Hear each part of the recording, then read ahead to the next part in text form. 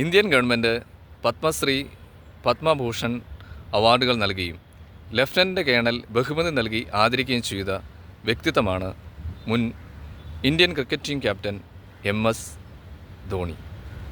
ജാർഖണ്ഡിലെ റാഞ്ചിയിലെ water pump ഓപ്പറേറ്ററുടെ മകനായിട്ടായിരുന്നു അദ്ദേഹത്തിൻ്റെ ജനനം.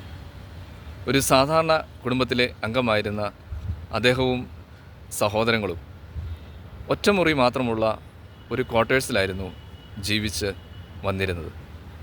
സാമ്പത്തികമായ ബുദ്ധിമുട്ടുകൾ ധോണിയുടെ ആദ്യകാല ക്രിക്കറ്റ് പരിശീലനത്തെ ഏറെ ബാധിച്ചിരുന്നു.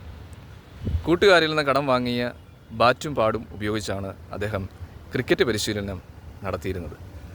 പഠനശേഷം ഇന്ത്യൻ റെയിൽവേയിൽ ടിക്കറ്റ് കളക്ടറായി അദ്ദേഹം ജോലി ചെയ്തു. ജോലിയുടെ ഇടവേളകളിൽ ക്രിക്കറ്റ് പരിശീലനം നടത്തുകയും ചെയ്തു. തൻ്റെ കഠിനമായ അധ്വാനത്തിലൂടെ 23-ാമത്തെ വയസ്സിൽ ഇന്ത്യൻ ക്രിക്കറ്റ് ടീമിൻ്റെ അംഗമായി അദ്ദേഹം മാറി.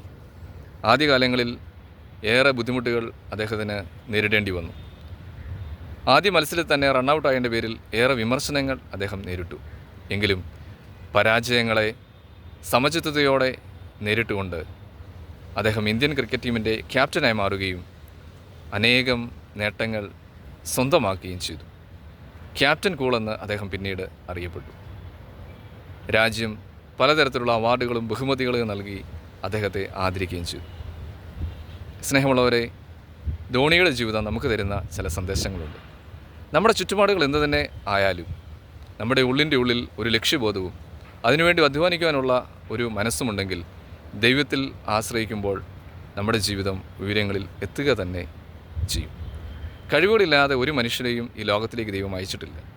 നമ്മുടെ കഴിവുകളെ തിരിച്ചറിഞ്ഞ് ലക്ഷ്യബോധത്തോടെ കഠിനമായി അധ്വാനിക്കുമ്പോൾ ദൈവത്തിൻ്റെ അനുഗ്രഹത്താൽ ഉയരങ്ങളിലെത്തുവാൻ നമുക്ക് സാധിക്കും.